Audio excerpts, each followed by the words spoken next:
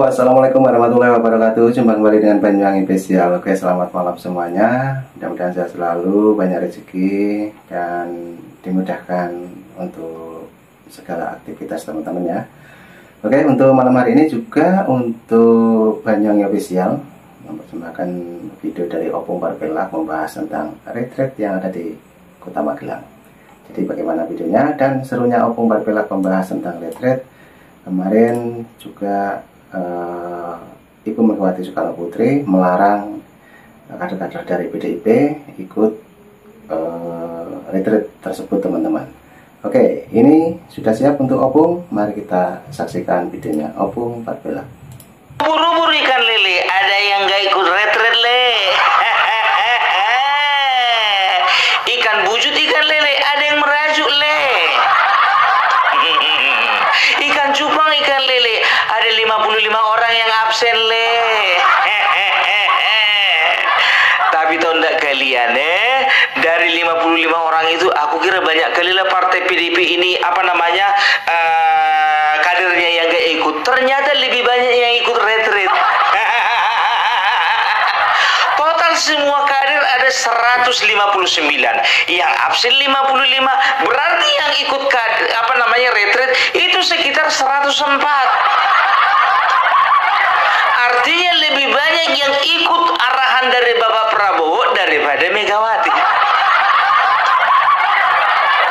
Karena apa? Karena mereka merasa bahwasanya 5 tahun lebih jelas ikut sama Bapak Prabowo daripada Megawati. Nanti kena pecat biar aja. Nanti gak bisa lagi mencalon 2029 dari PDIP, nggak apa-apa. Nanti kehilangan dukungan masih banyak, ada Gerindra.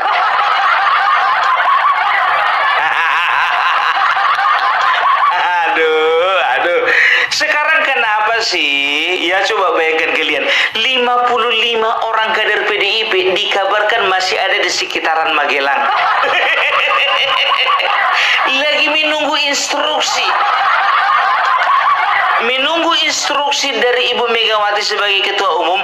Kapan kalian masuk? Kalau belum kusuruh masuk, jangan ikut masuk. Dan Ibu Megawati di sana lagi melobi mungkin kan? Ya. Jadi apa katanya? Pokoknya selama Hasto masih di dalam tahanan, kalian jangan masuk ke Magelang. Sementara Hasto di dalam 20 hari. Diklat cuma seminggu.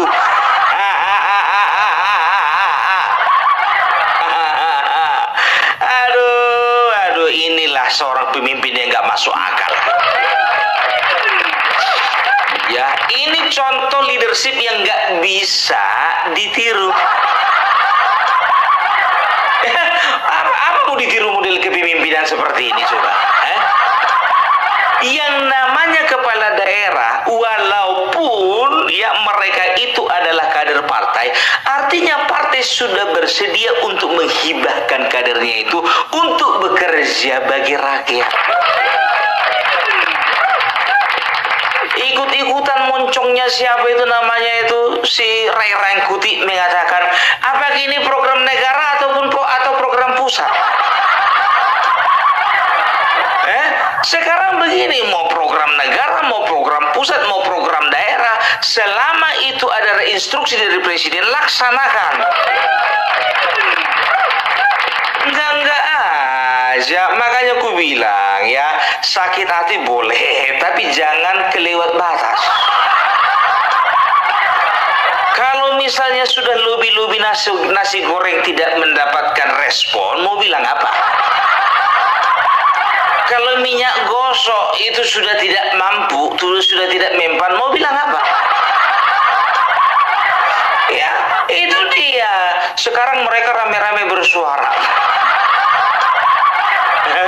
Iya, ikut Rocky Gerung bersuara, ikut juga Refli Harun bersuara, ikut juga Ray Rangkuti bersuara.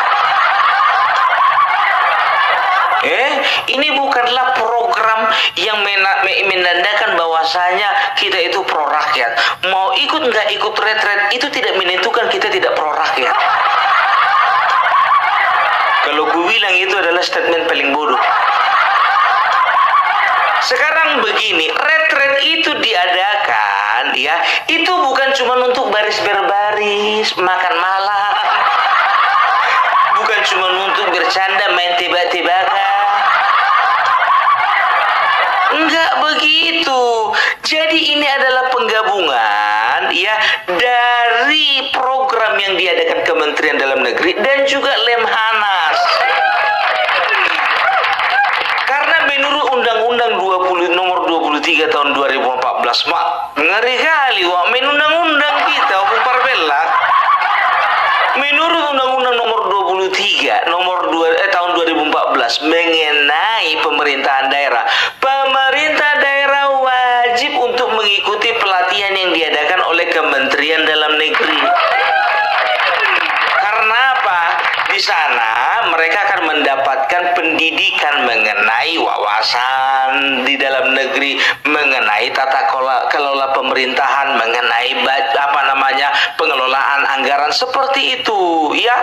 Jadi kalau untuk dari Kemendagri ya, setiap kepala daerah itu mereka itu mengikuti sekitar 2 minggu lamanya. Setelah itu ya, setiap kepala daerah diwajibkan untuk mengikuti pembekalan atau pelatihan di Lemhanas atau Lembaga Ketahanan Nasional. Berapa lama? 1 bulan. Jadi jangan bilang, banyak pengamat politik bodoh ya mengatakan katanya ini adalah pemborosan. Mana ini pemerintahan Prabowo Subianto? Katanya mau efisiensi, tapi kok pemborosan 13 miliar. Justru karena ada retret inilah digabunglah pembekalan yang diberikan oleh Kementerian Dalam Negeri dan juga Lemhanas. Coba bayangkan kalian, ya dari Kementerian Dalam Negeri itu wajib ya selama 2 minggu. Dari Lemhanas wajib selama 1 bulan. Di total semuanya 1 bulan 2 minggu, atau kalau misalnya di total itu semuanya sekitar 6 minggu. Nah, sekarang diefisiensi, dipadatkan menjadi 1 minggu. Apa bukan efisiensi itu namanya?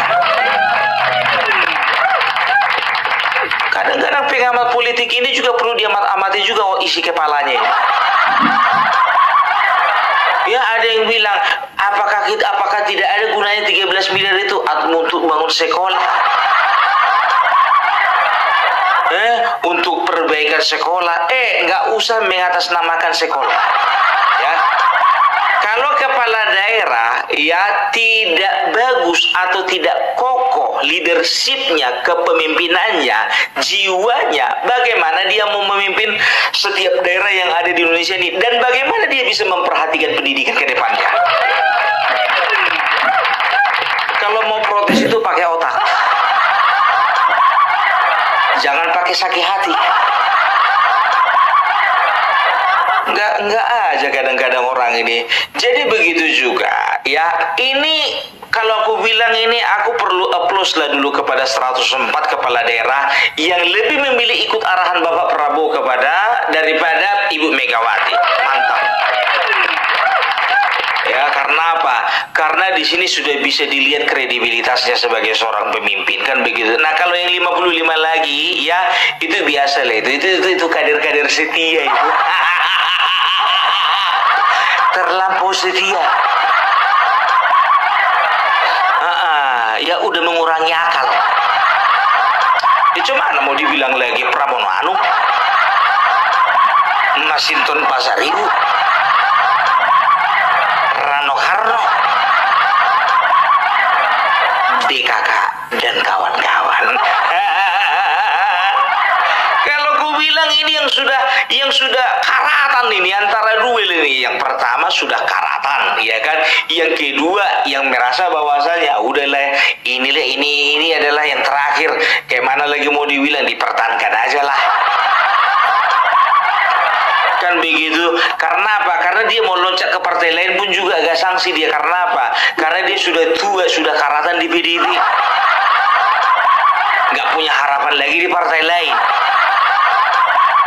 Dia sudah, mereka ini yang 55 orang ini, biar tahu kalian, ini sudah digambar-gambarnya ini 2029 kayaknya nggak bisa aku dapat tiket dari partai lain.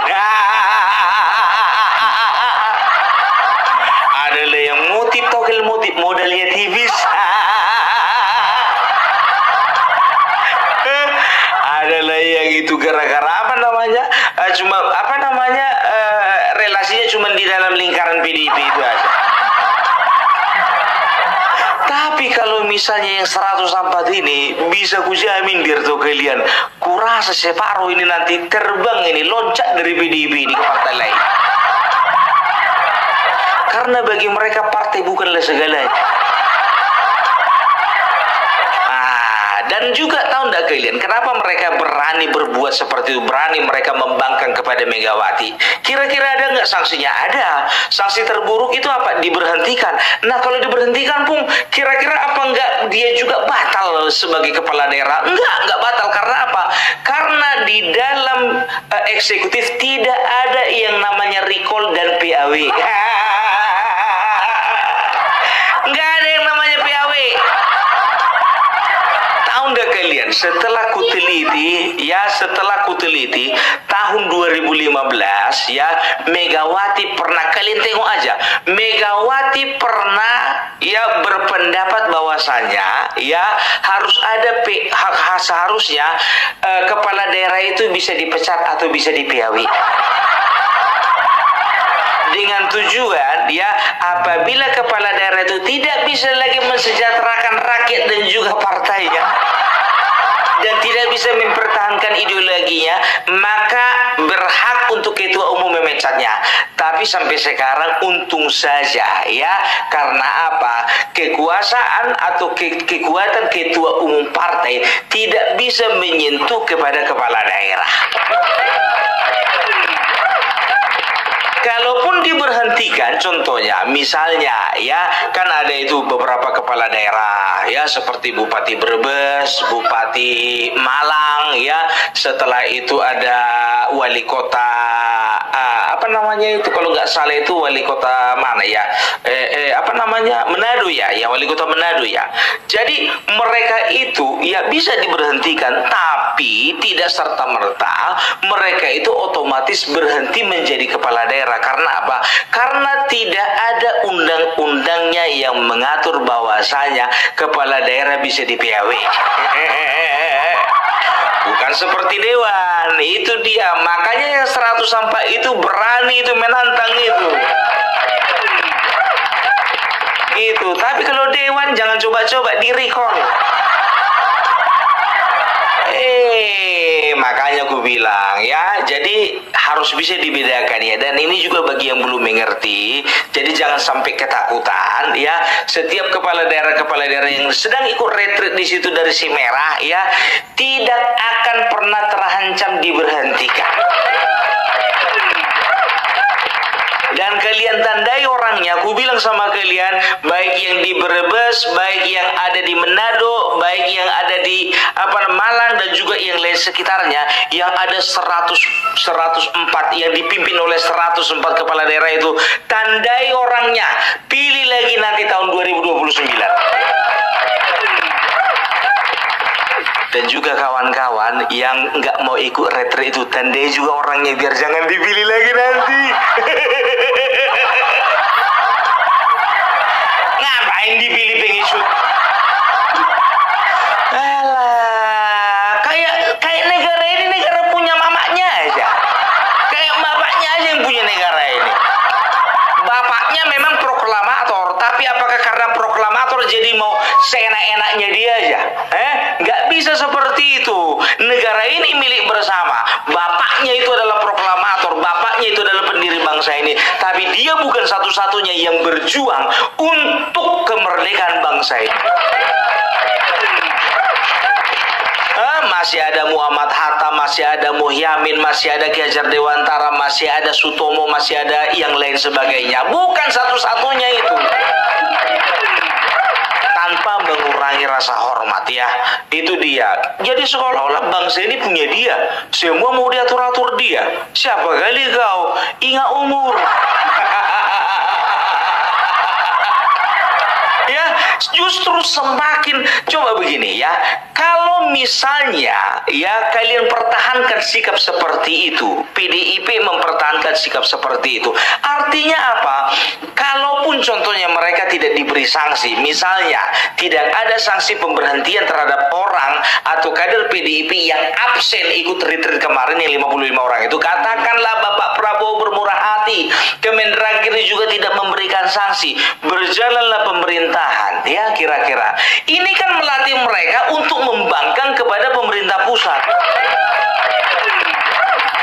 Nah itu teman-teman ya,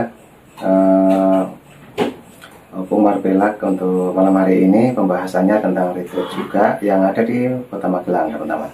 Jadi banyak sekali kader PDIP yang tidak ikut, tapi nyatanya lebih dari 100 orang yang ikut. Oke lanjut Opung untuk pembahasannya, lanjut. Jadi mereka mereka nggak akan bergerak sesuai arahan pemerintah pusat lagi, tapi mereka bergerak sesuai dengan ketua umum partai. Ya, siapa kali rupanya dia, sedangkan partai Gerindra yang sebesar itu nggak kayak gitu. Panik karena udah ranking 3 sekarang. Ku beritahukan sama kalian ya, partai PDIP menjadi ranking 3 penyumbang kepala daerah. Ranking 2 Golkar, ranking 1 Gerindra. Jadi begitu ya. Jadi bisa dikatakan ya, jujur aja aku bilang, orang ini kadang-kadang sekarang begini ya, setiap kader-kader ya, setiap orang yang terpilih jadi kepala daerah itu belum tentu kader semua itu.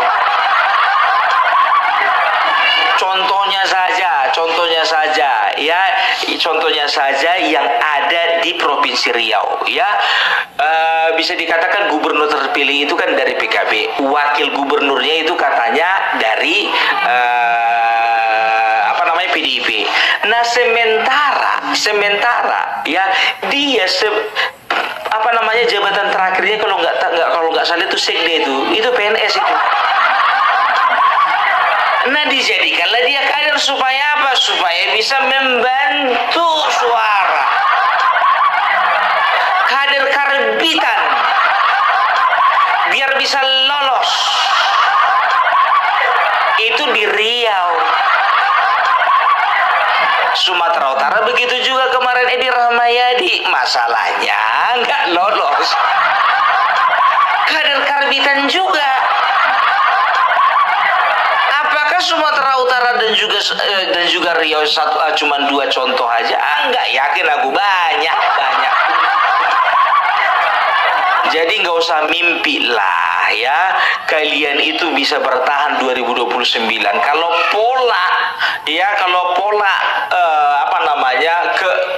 pola bernegara kalian seperti ini. Itu dia ya, jadi udahlah ya, coba yang dari 55 orang itu ada yang bisa berubah pikiran hari ini? Ngapain coba? Katanya ada sebagian di Jogja, ada sebagian di Semarang, ada sebagian di sini. Ini namanya harap-harap cemas. Kalian tunggu sampai Hasto dibebaskan, nggak akan dibebaskan itu.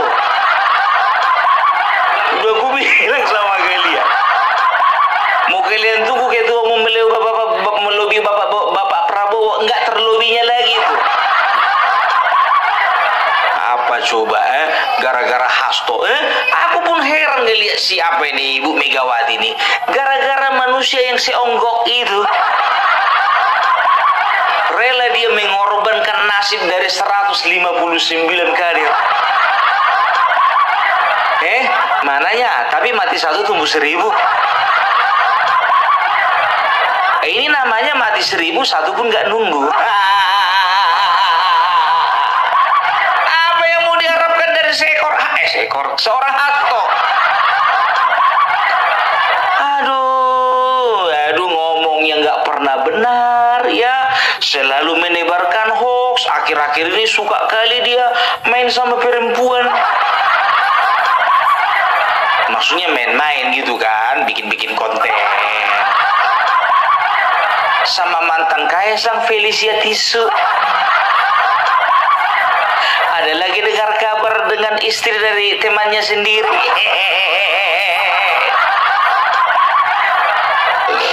Yang nggak tahu aku itu masalah itu rumor atau enggak rumor, ya itu urusan dia lah itu ya kan.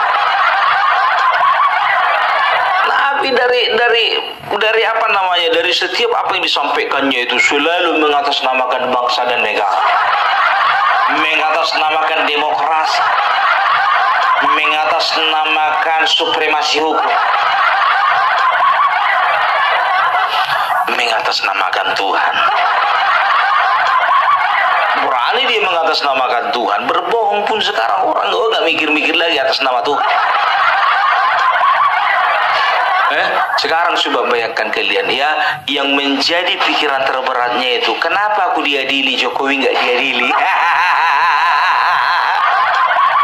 Sekarang itu Ferry Amsari di apa namanya, di ILC. Ini adalah waktu yang tepat untuk Jokowi diadili. Ferry Amsari siapa kali kau? Kau baru kemarin sore nongol. Sok-sok jadi tokoh, kau yang menentukan kemana arah bangsa ini berjalan. Kau urus dulu dirty vote-mu itu. Nggak ada rencana bikin apa film dirty vote kedua? Ya kan, seperti yang gue bilang kemarin, dirty vote, dirty, kotor, vote, suara kotor. Oh yes. Oh no. Oh my God. Saksikan bersama-sama dirty vote seri kedua. Kenapa nggak laku lagi? Iyalah, katanya ahli tata negara. Tata negara. Siapa yang bilang ahli tata negara? Kadang-kadang orang ini begitu tuh ya, sarjana hukum tata negara udah dibilang ahli. Aku bilang sama kau, di Medan ini banyak ya sarjana teknik tukang beca. Biar tahu kau, sarjana ekonomi, ya kan, kerja koperasi. Maaf ya, aku tidak sedang mendiskreditkan satu pekerjaan tertentu. Aku sedang membandingkan ini, ya kan. Sarjana hukum jual sayur. Ya, artinya apa? Mereka tidak mampu bersaing. Sekarang begini, kalian itu kan orang-orang yang memanfaatkan momen pilpres, momen pilkada, kan begitu. Kalian bikinlah film biar agak naik nama kalian. Yakin aku kalau nggak gara-gara ada nama kalian di film itu, nggak akan naik namamu tuh Ferry Amsari. Sekarang sok-sokan kau bersuara kau bagi bangsa ini, kau kalah apa? Emosi kalian aku bikin begitu juga tahu kalian. Refli Harun ku tengok, ku intip lah beberapa hari yang lalu, 2 hari yang lalu atau 3 hari yang lalu channelnya itu, ya kan. Channelnya itu dipostingnya lah baru kemarin 2 hari yang lalu, ya kan. Apa dibikin? Kalian periksa. Dibikin di situ ya, Presiden Jokowi disorakihu ketika ada di forum umum. Padahal videonya video lama.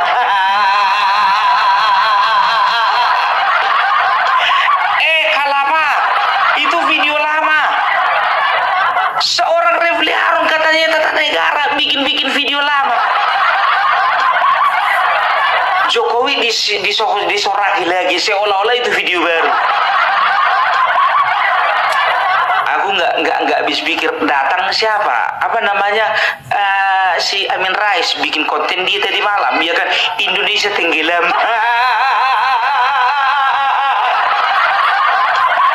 Partaimu tenggelam, masa depanmu tenggelam. Ya, jangan bilang-bilang lagi Indonesia tenggelam.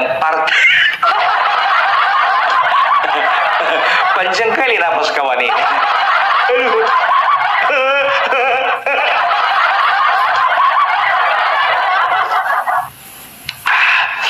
Tengoklah dulu siapa yang lewat rumah kawan ini ya. Memang betul-betulnya itu Amin Rais atau yang lain. Aduh ya, jadi itu dia. Jadi yang kuharapkan dari kita semua ya, kita jangan pernah kita ini memanfaatkan situasi ya untuk merusak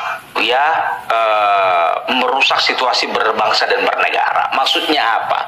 Ya, sekarang ini banyak situasi-situasi yang dipakai oleh orang-orang yang mengatakan bahwa dirinya tokoh nasional.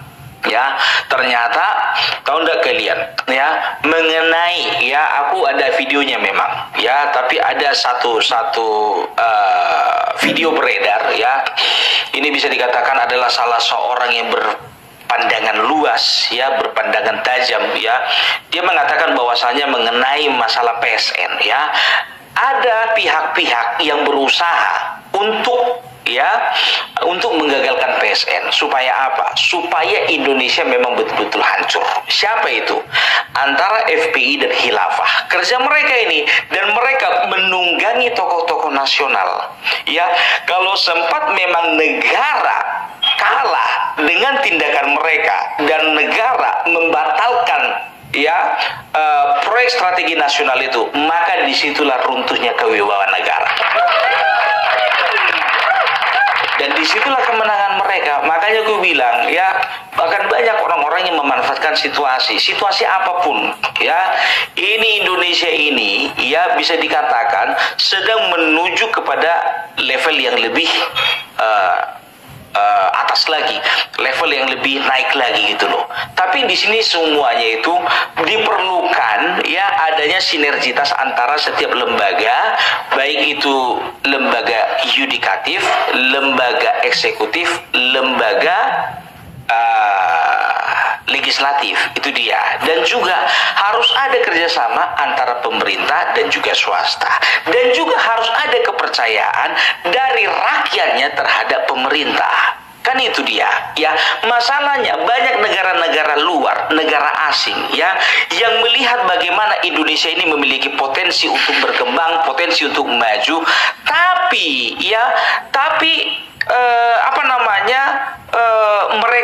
mereka melihat bahwasanya salah satu kunci untuk menggagalkan bangsa ini maju satu aja, rusak kepercayaan rakyat terhadap pemerintahnya. Itu aja, maka akan terjadi chaos. Dan itulah yang sedang diupayakan orang-orang ini. Udah kelihatan kerja kalian. Kita nggak tahu siapa di balik Rocky Gerung. Kita nggak tahu di balik Said Didu, kita nggak tahu di balik Abraham Samad, ya. Kita nggak tahu di balik orang-orang ini semua. Kita nggak tahu di balik tokoh-tokoh ini semua. Kan begitu. Ingat, ada mata-mata asing yang selalu menguntit dan juga selalu mengintai kapan Indonesia lengah. Sadar atau tidak sadar. Oke, jadi itulah dulu dari Opung Parbelak ya. Jadi semoga ya ini sampai tanggal 28 Februari ya, baru 2 hari ya retreat ya kan. Untuk kader-kader partai PDIP yang masih ada di seputaran seputaran Magelang, pulang aja lah kalian, pulang. Karena nggak ada gunanya juga kalian bertahan di situ, nggak ada gunanya ya. Kalau cuma 1 hari 2 harinya kalian di situ nanti numpang retreat, nggak ada gunanya. Gitu loh, karena retreat itu berguna ya. Bagaimana seperti pembekalan yang diberikan Lemhanas itu, bagaimana wawasan Nusantara, wawasan kebangsaan, setelah itu bagaimana sejarah perjuangan Indonesia, kalian harus tahu itu. Mak kok tahu Opung Parbelak, tahu lah. Ya kan, jadi itulah dia dari Opung Parbelak. Salam NKRI, NKRI harga mati. Sangat panjang sekali teman-teman ya. Ini penjelasannya Opung Parbelak mengenai retreat yang ada di Kota Magelang.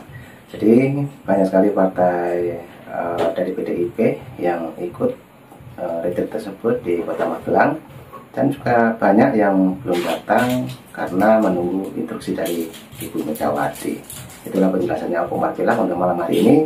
Terima kasih semuanya. Sehat selalu, salam berkeluarga. Assalamualaikum warahmatullahi wabarakatuh. Sampai jumpa.